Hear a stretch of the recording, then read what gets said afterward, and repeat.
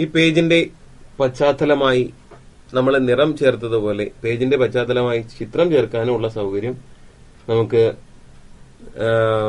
LibreOffice writer നൽകുന്നുണ്ട്.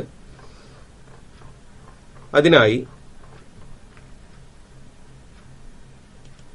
Page style ജാലകത്തിൽ format page അല്ലെ area ടാബിൽ ബിറ്റ്മാപ്പ് എന്നത് തിരഞ്ഞെടുക്കുക. അതിൽ നിന്നും നമുക്ക് ചിത്രത്തിൽ തന്നെ അതിൽ തന്നെ ഉള്ള കുറെ ചിത്രങ്ങളുണ്ട്. പുറത്തുനിന്നൊരു ചിത്രം ചേർക്കണമെങ്കിൽ അതിൽ ഇമ്പോർട്ട് ഗ്രാഫിക് എന്നത് ക്ലിക്ക് ചെയ്ത് നമുക്കൊരു ചിത്രം ഉൾപ്പെടുത്താം. ചിത്രം ഉൾപ്പെടുത്തുമ്പോഴും ബാക്ക്ഗ്രൗണ്ട് കളർ ഉൾപ്പെടുത്തിയ പോലെ പ്രത്യേകം ശ്രദ്ധിക്കുക. ഒരു ലൈറ്റ് കളറുള്ള ചിത്രമല്ലെന്നുണ്ടെങ്കിൽ നമുക്ക് ടെക്സ്റ്റ് വായിക്കുന്നതിന് ബുദ്ധിമുട്ടുണ്ടാവും.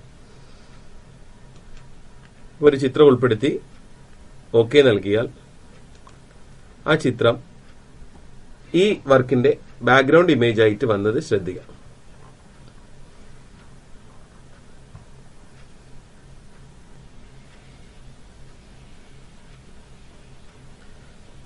അടുത്ത പ്രവർത്തനം ഇതിന് 2 കോളങ്ങളായി നൽകുന്നതിന് വേണ്ടിയിട്ടാണ്. രീതിയിൽ എങ്ങനെ സെറ്റ് ചെയ്യാൻ നമുക്ക് നോക്കാം. അതിനായി ഫോർമാറ്റ് പേജ് സ്റ്റൈൽ ജാലകത്തിലെ കോളംസ് എന്ന ടാബിൽ ക്ലിക്ക് ചെയ്യുക.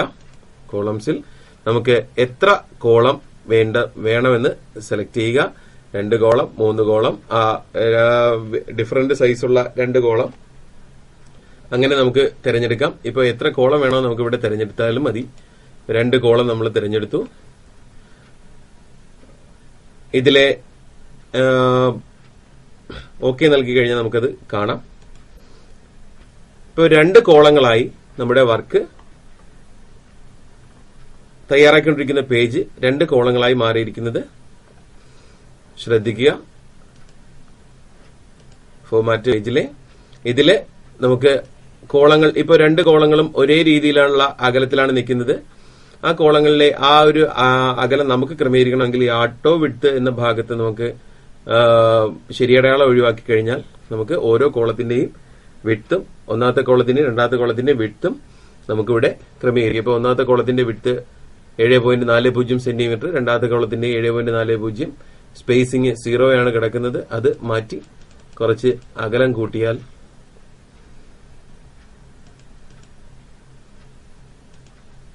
അവ തമ്മിൽ ഇപ്പോൾ നേരത്തെ ഉള്ളതിനേക്കാൾ കുറച്ചുകൂടി ഒരു അകലം വന്നിരിക്കുന്നത് നമുക്ക് കാണാം. അതിൽ സെപ്പറേറ്റ് ചെയ്യുന്നതിന് ലൈൻ നൽകാനും നമുക്കിവിടെ സംവിധാനമുണ്ട്. ആ സെപ്പറേറ്റ് ലൈനിൽ നിന്നും നമുക്ക് ലൈൻ തിരഞ്ഞെടുത്തു കഴിഞ്ഞാൽ അതിനിടയ്ക്ക് ഒരു വര പ്രത്യക്ഷപ്പെടും. ആ കോളങ്ങളെ തമ്മിൽ വേർതിരിക്കുന്ന ഒരു വര പ്രത്യക്ഷപ്പെടുന്നത് നമുക്ക് കാണാം.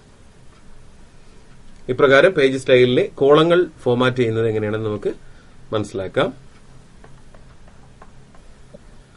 ഇതിലേക്ക് ചിത്രങ്ങൾ ഉൾപ്പെടുത്തുന്നത് എങ്ങനെയെന്ന് നോക്കാം. അതിനായി ചിത്രം ഉൾപ്പെടുത്തേണ്ടുന്ന സ്ഥലം തിരഞ്ഞെടുത്ത ശേഷം ഇൻസേർട്ട് മെനുവിൽ നിന്നും ഇമേജ് തിരഞ്ഞെടുക്കുകയോ നമുക്ക് നേരെ ഈ കാണുന്ന ചിത്രത്തിൽ ക്ലിക്ക് ചെയ്ത് നമുക്ക് ഇമേജ് തിരഞ്ഞെടുക്കാം.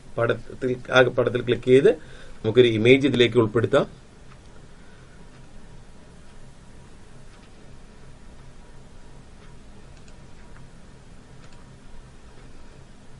ഒരു ചിത്രം തിരഞ്ഞെടുത്തു.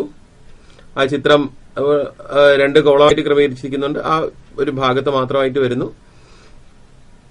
ഈ ഇമേജിന്റെ 4 മൂലകളിലായി നോക്കിക്കഴിഞ്ഞാൽ നമുക്ക് അതിന്റെ വലിപ്പം ക്രമീകരിക്കാവുന്ന ടൂളുകൾ കാണാം. അതിൽ ക്ലിക്ക് ചെയ്ത് നമുക്ക് വലിപ്പം കൂട്ടുകയും കുറയ്ക്കുകയും ചെയ്യാം.